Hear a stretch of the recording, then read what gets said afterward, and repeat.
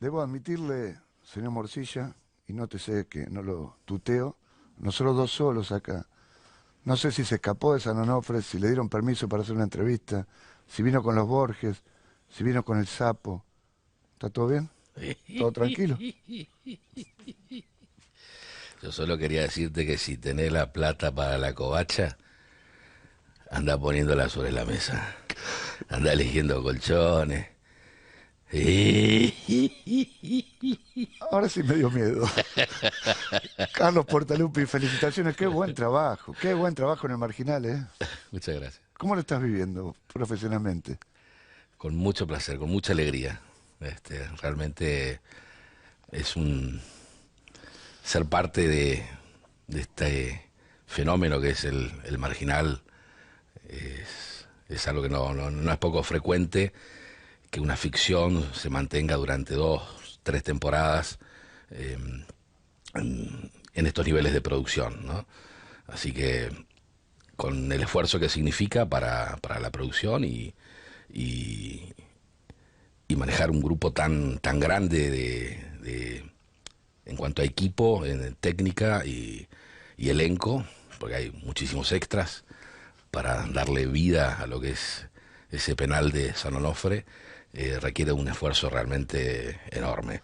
Es un Así, fenómeno, señalas, y más allá de las actuaciones brillantes individuales, ¿cuáles consideras que son las causas de este fenómeno? ¿Por qué ha pegado tan fuerte el Marginal? mira, yo creo que fundamentalmente por la calidad de lo que se ofrece como historia, ¿no? Me parece que el cuento en sí es atractivo, hablando en términos de ficción, más allá de la temática, ¿no? Me parece que está hecho con una calidad cinematográfica altísima, donde han pasado directores en su origen. Los primeros capítulos de la primera temporada lo dirigió Luis Ortega con un vuelo poético infernal. Eh, Eso tuvo, por supuesto, también el Negro Ciancio, que estuvo en las 3 temporadas y es el director este, que más ha participado en todas estas temporadas. La verdad, con un gran conocimiento ya del funcionamiento de cada uno de los personajes, de cómo piensan, cómo mueven, cómo se mueven, cómo dialogan, cómo se relacionan.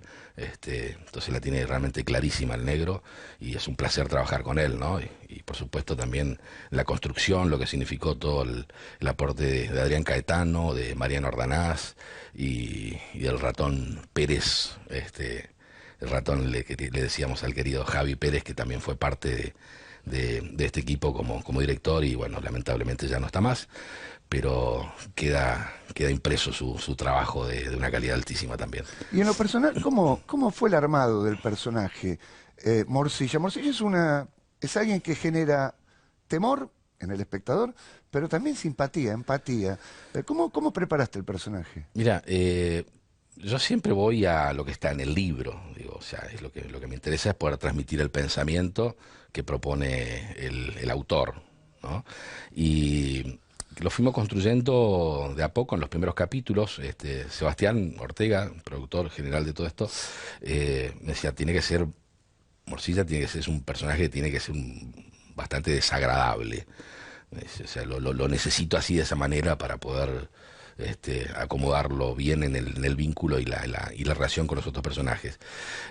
Tan es así que grabé una semana, dos, y él fue viendo material, me dijo, más. Tiene que ser más desagradable.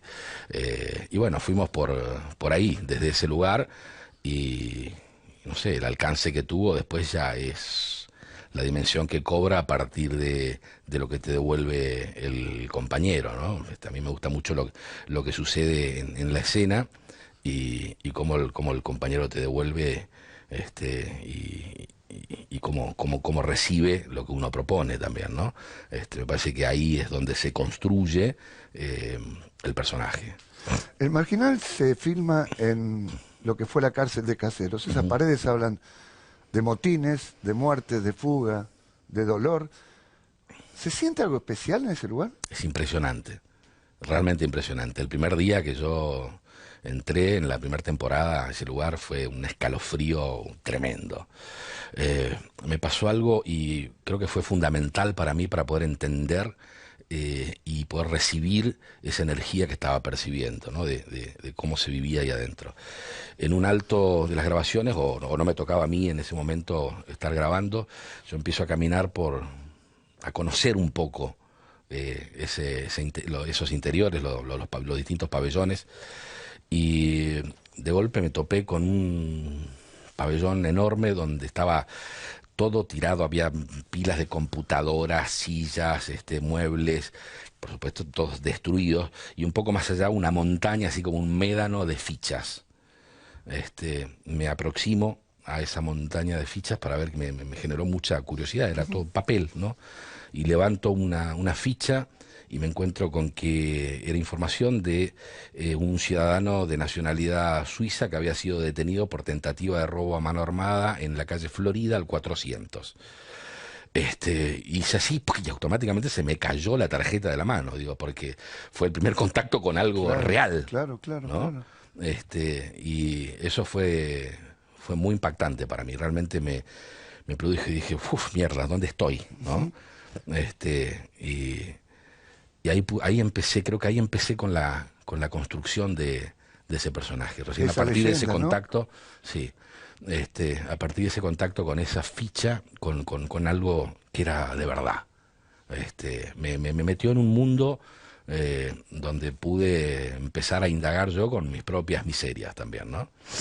Tiene un lenguaje cinematográfico, es una serie que nos interpela además, pero creo que otro de los secretos es que nos deja espiar detrás de esos muros donde sobrevivir, no ya vivir, sobrevivir y morir pende apenas de un hilo, ¿no?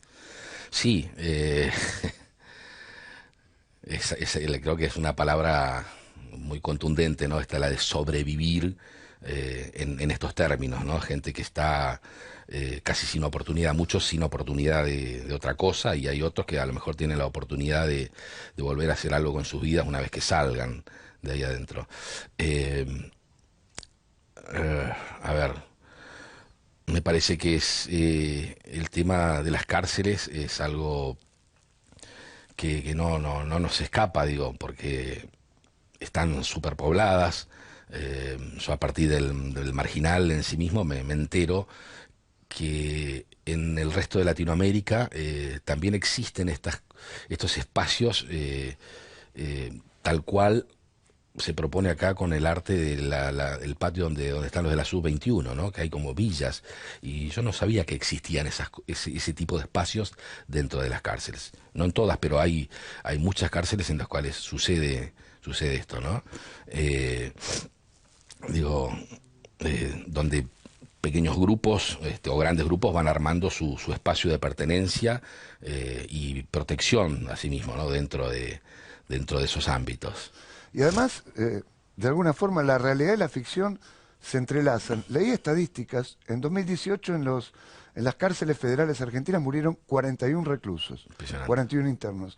El 40% de esas víctimas llevaba menos de un año como interno. El famoso derecho de piso que hay que pagar dentro de la Que cárcel. lo hacen valer, sí. Sí, yo he visto material también, he visto material en cuanto a cómo se reciben a algunos seres, algunas personas que entran y no son muy amigables en determinados casos, ¿no? Hay otros casos en los que nada sucede tampoco. Depende mucho a qué lugar vayan. Y cuál haya sido el tipo de condena también, ¿no? Y con respecto a tu trabajo, ¿cómo ha sido la reacción de la gente en la calle? Supongo que te gritarán morcilla 20 veces por día, ¿no? Sí, es realmente es fascinante. Me encanta la gente que simplemente con mencionar el personaje y el modo en el que se refiere Diosito a Morcilla, me genera mucha satisfacción que la gente pueda reconocer también lo que he propuesto yo como actor. Yo no vivía esta situación desde hace varios años atrás, no voy a decir números, pero Vulnerables, Claro, me con pasó algo Dominici. similar con Dominici y ese farmacéutico de ese unitario de Polka, y, pero esto realmente tiene otro alcance, ya con una plataforma como lo es Netflix, tiene un alcance ya internacional y las redes como están hoy en día. Me pasó de estar de golpe en Ezeiza esperando a un familiar un día y encontrarme sorprendido porque venía público de pasajeros que venían de Perú, Colombia, Chile, México, y que se me acercaban y decían, pero tú eres Morcilla. Digo, y realmente sorprendente, ¿no? Encontrarme con eso, o de golpe algún mensaje en Instagram por privado que venía de Europa, porque esto se vio en el Canal Plus Más de Francia, estuvo en el prime time, primera ficción latinoamericana que es emitida en prime time en la televisión francesa, y recibir mensajes en árabe de golpe, ¿no? Qué bárbaro. Sí, es fuerte. Ana María Picchio, en este mismo programa, comentaba, que se sumó ahora al Marginal en esta temporada, comentaba que le costaba mucho desprenderse del personaje, que llegaba a su casa y que durante algunos minutos también actuaba como esa jefa del penitenciario. ¿Te pasa a vos de que sea dificultoso sacarse el traje de la actuación una vez No, terminado el set? no me pasa. ¿No te pasa? No me pasa. No me pasa. Yo me divierto en el momento en el que estoy trabajando, en el que estoy haciendo, en el que estoy esperando, en el que estoy esperando los tiempos, los llamados tiempos muertos para nosotros, que son esperas entre una escena y otra. Me gusta estar ahí ir, curiosear en el rack, o ir, meterme con el equipo de arte, ver qué están haciendo, y me divierto mucho en eso. Llego a mi casa y no, quiero descansar, rápido me saco donde voy al tráiler o al motorhome y ya me saqué la campera, el jogging y, y parte del maquillaje que uso y poco a veces, acá era simplemente para dar un poco de color con las canas de la barba porque hemos ido hacia atrás en el tiempo, ya con sacar eso para mí es suficiente. Tenés una muy rica trayectoria tanto en televisión como en teatro como en cine y sin embargo, lo mencionabas hace un minuto, el golpe popular llegó con Elvio Dominici, el farmacéutico de Sí, Vulnerables. Pero estaba pensando y haciendo una comparación con lo que sucede ahora, ese personaje no iba a ser central y sin embargo se fue convirtiendo en una figura cada vez más requerida y querida por el público, ese sí, farmacéutico. de hecho, claro, cuando ingresé a Vulnerables, me habían dicho, vas a estar en 4 capítulos, y el primer día la primera escena que me toca hacer, me toca una escena con Leonor Manso, enorme, la enorme Leonor, qué compañera, qué generosa, que te da todo, inolvidable para mí, y me toca hacer la famosa escena, que después terminó bautizándose como la Gran Dominici, ¿no? Claro, que ella se Y pintaba el labio, ¿no? sí, pero era una cosa muy sutil realmente, porque no se mostraba absolutamente nada. Ella salía de cuadro y ya estaba en el imaginario del espectador, qué sucedía después, ¿no? Y había como un morbo que se generaba con eso. Y me toca hacer esa escena por primera vez y con Barone, con Daniel Barone al frente, atrás de la cámara, y fue para mí muy importante, no me olvido más las puertas que me abrió, haber estado en ese programa, ¿no? Vulnerables fue muy importante para mí. Qué trucho ese Dominici. ¿Cómo se hubiera llevado con Morcilla ahí en San Onofre? Eh, no creo que se hubiesen llevado muy bien. Aunque por ahí con lo políticamente correcto de Morcilla hubiese sacado algunos provechos con el tema medicamentos para poder comercializar en el patio de la Sub-21. ¿Cómo fue tu infancia en Corrientes? Eh, Bien, fue una infancia de muchos recuerdos de árboles, de nísperos, de campo, de hacer casitas en los árboles, en las casas de mis tías, Tona y Marina, que eran unas tías que no eran de sangre, pero eran como si fuesen de mi misma sangre, tan queridas como si fuesen un anexo de mi madre para mí, donde tuve una contención hermosa de juego lúdico, valga la redundancia, en un jardín lleno de árboles, frutas y pelota y siestas de chicharras y loros. Realmente para mí fue una infancia muy feliz en mi Mercedes Corrientes. ¿Volvés? Vuelvo cada tanto, voy a pasar las fiestas a Corrientes, capital, donde vive mi madre y mi hermano, y tengo sobrinos, y hago mi escala en Mercedes, que está a 260 kilómetros. Un poco más cerca me queda Mercedes que ir a Corrientes, y ahí reencontrarme con mi tía madre querida, con mi tía Toto, mis primos, con Bicho, mi tía Bicho, encontrarme con esa parte de mis afectos que son pilares fundamentales de mi estructura emocional, psíquica, y humana. A los 10 años manejabas un tractor, en tu casa no había televisión, estabas muy lejos de lo que sería el espectáculo, no pudiste hacer a Belgrano, no pudiste hacer San Martín en los actos escolares, pero un día llegó la actuación. ¿Cómo fue? Eh, la actuación llegó justamente de la mano de una frustración de no poder, de desear siempre hacer los Belgrano, los San Martín, los Sarmientos en el colegio, ¿no? En esa época no me tocaba. No me tocaba, y yo veía a mis compañeros y deseaba mucho poder estar ahí. Había algo que me llamaba la atención, hasta que un día una profesora de francés la materia del colegio, de mi escuela normal mixta, Manuel Florencio Mantilla, y aprovecho ya para mandar acá un saludo a todo mi pueblo de Mercedes, que se viene el aniversario, ya pasó el aniversario ahora, pero bueno, de la fundación de mi ciudad, y va mi cariño para todos.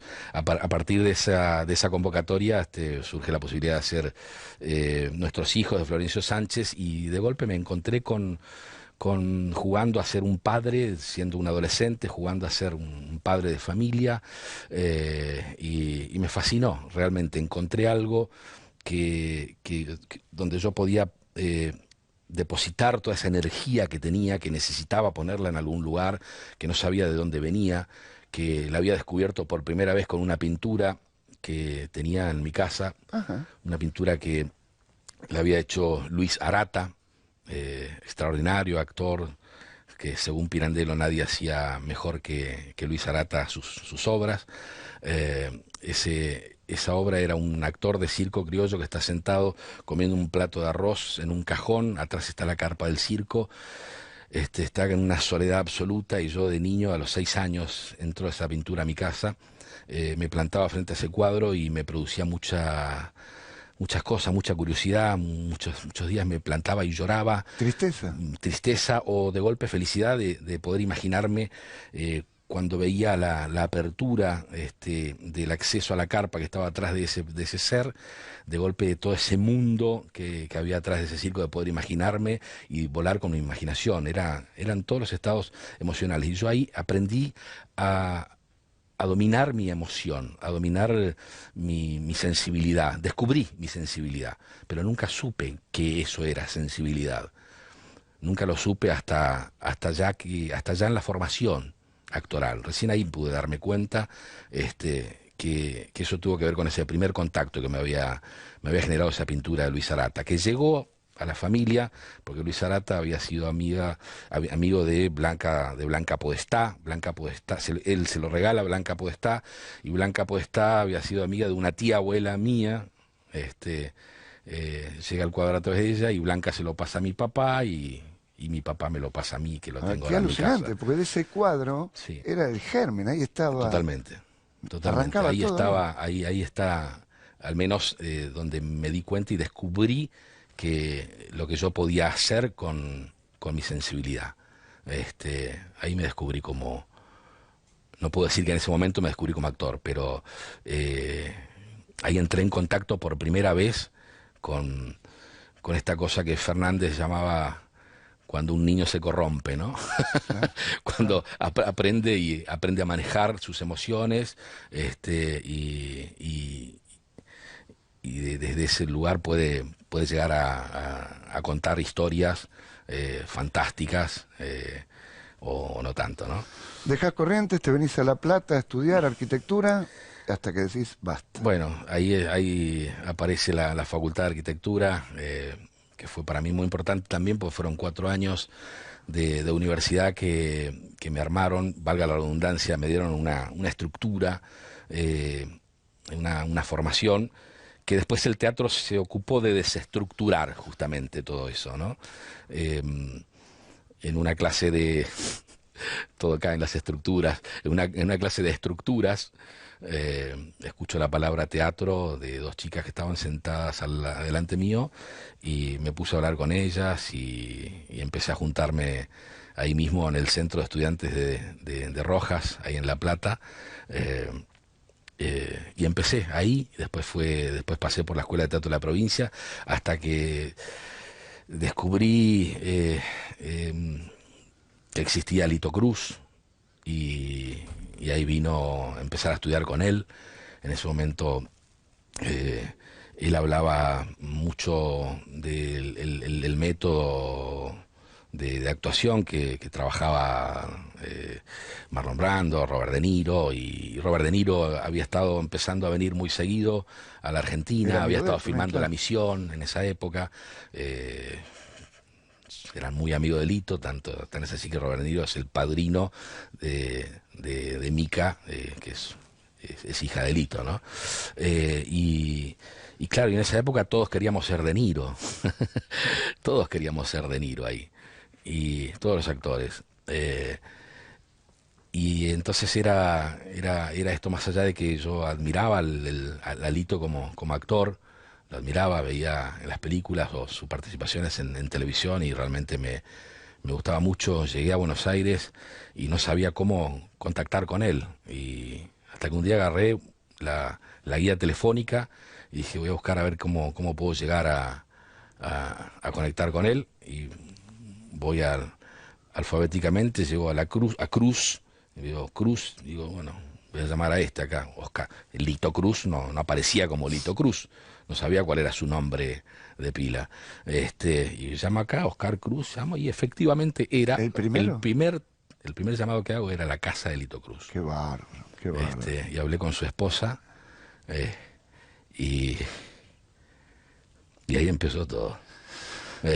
Hablé con su esposa y me conectó con Milita, que era la secretaria del estudio, y empecé a tomar las clases ahí en la calle Suipacha, en el microcentro, y después vinieron muestras en el Galpón del Sur, y vino un montón de sótanos, un montón de teatro independiente, de generar, de buscar y de buscar una identidad, de buscar algo que me hiciera sentir feliz, y encontré que realmente el teatro era mi lugar en el mundo, era mi espacio que me aproximaba, lo que más me aproximaba a mis nísperos en Ujú. Mercedes. Qué Digo mis bueno. nísperos, que son los nísperos de las casas de mi tía Tona y Marina, que es el lugar donde puedo decir que fui feliz. Tenés Este, locura con tu hijo Julián, ¿no? sí, sí, la verdad que sí. ¿Cómo sos como padre? Eh, Intento ser lo mejor que puedo, intento acompañarlo en lo que puedo, aprendo todos los días, aprendo de él, me enseña mucho, él me enseña a ser padre. Eh, Él me sorprende. ¿Qué aprendes de él? ¿Y qué aprendo de él? Aprendo a veces a apreciar más las cosas y los trabajos. Aprendo a no subestimar de golpe. El otro día me sorprendió saliendo del colegio con había hecho una cabeza de dragón, con papel maché y pintura, y yo lo veo salir